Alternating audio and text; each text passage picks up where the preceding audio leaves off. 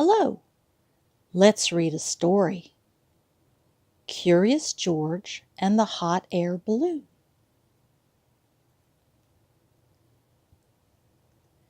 Curious George and the Hot Air Balloon.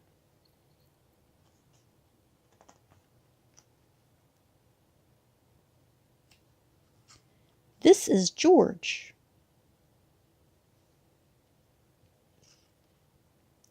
George was a good little monkey and always very curious.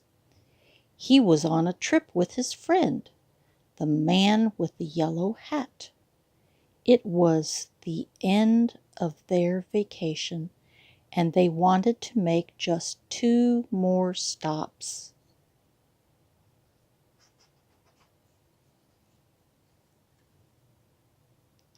They were in South Dakota, so of course they went to see Mount Rushmore.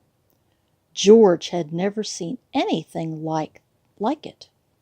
These are the faces of the 4 great presidents, a tour guide said. George Washington, Thomas Jefferson, Theodore Roosevelt, and Abraham Lincoln.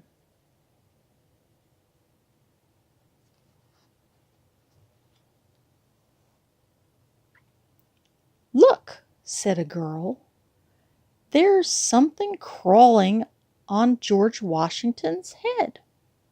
The tour guide explained that some workers were making repairs to the faces. George watched the workers. Then he saw a helicopter fly by. It was taking tourists for a close-up look.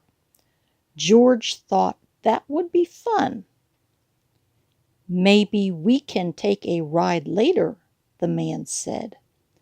"But now we need to leave or we'll be late for the hot air balloon race." So they got back into their little blue car, and before long they came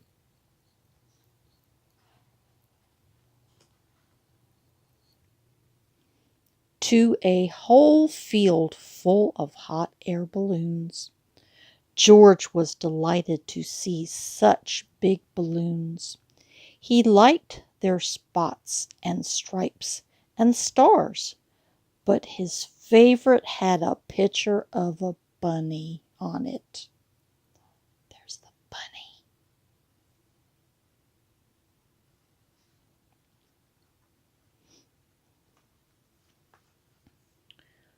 One balloon was not yet up in the air. Its owner was hurrying to fill it as the newspaper reporter took pictures. The man with the yellow hat watched the balloon on the ground, but George watched the balloons in the sky.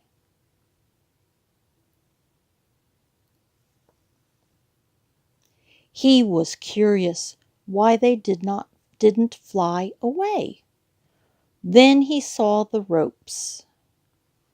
A rope is a good thing to keep a balloon from flying away, thought George. A rope is a good thing to climb.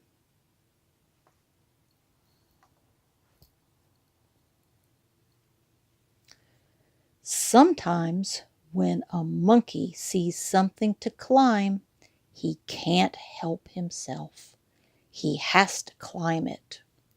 George thought he would climb just one rope, then quickly climb down. But when George climbed up, there was no way to climb back down. The rope had come undone, and there was only one place to go. Up, up, up went the balloon, and George went with it. Oh no!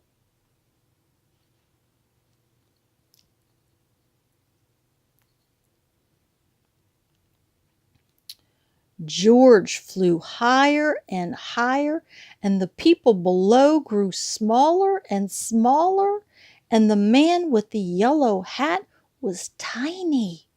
The newspaper reporter was too, and the owner of the balloon wasn't very big, but he was big enough for George to see that he was angry. Ooh. George felt bad. He didn't mean to take the balloon. He didn't even know how to fly it. As the wind whisked him away, he wished he had someone to help him. But he was all alone.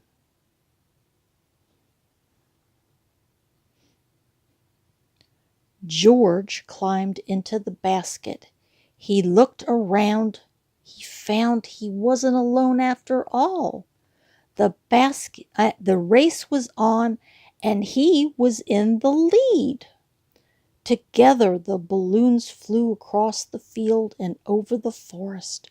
Now George was having fun, but before he knew it,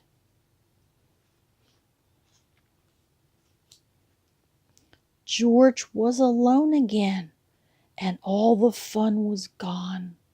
Flying by himself high in the sky, George was frightened. How would he ever get down, he wondered. Oh, if only he hadn't climbed that rope. Suddenly the wind changed, and George saw something familiar. He was excited. Someone was sure to help him now. In fact, there was someone right in front of him.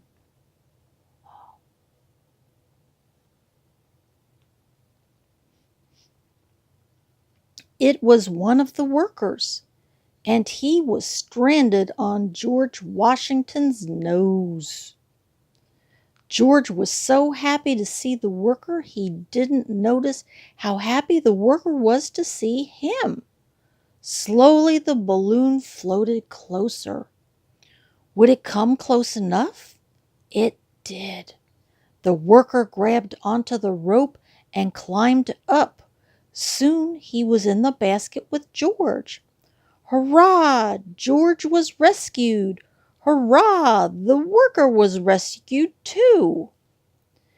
They sailed up over George Washington's head and landed safely in a tree. Soon a whole crowd came to rescue them both.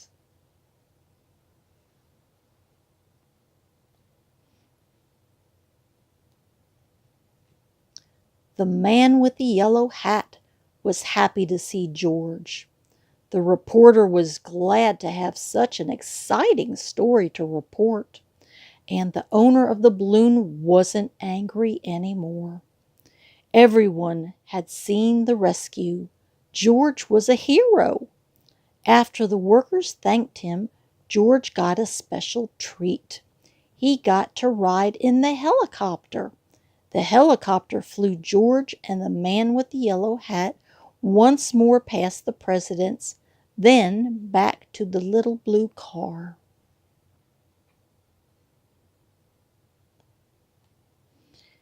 As they drove away, the man said, "That was some vacation, George." George agreed. It was an exciting vacation, but they were both very glad to go home. The end.